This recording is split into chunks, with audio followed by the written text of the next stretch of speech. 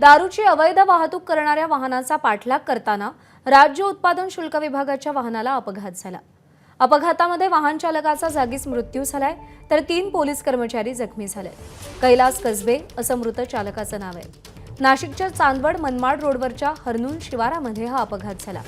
दरम्यान पळून गेलेल्या वाहनांचा पोलीस शोध घेत आहेत।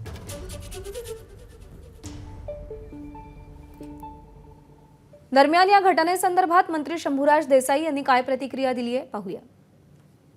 राज्य उत्पादन शुल्क विभागाच्या नाशिक भरारी पथक यांना काल एक टीप मिळालेली होती की परदेशी बनावटीची अवैध दारू ही त्या ठिकाणी त्याची वाहतूक होत आहे। त्यामुळे मिळालेल्या इनपुटमुळे आमच्या 2 टीम त्या संशयित वाहनाचा पाठलाग करत होत्या।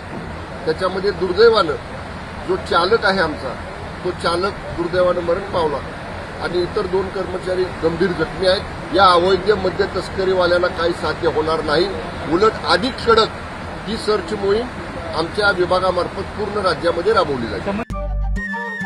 नमस्कार। मन सुद्धा तुझं ही एबीपी माझावरची वेगळीच मालिका खूप गाजली। हिचा दुसरा सीझन केव्हा येणार अशी अनेकदा विचारणाही झाली, पण आता प्रतीक्षा संपली। लवकरच येतोय सीझन 2।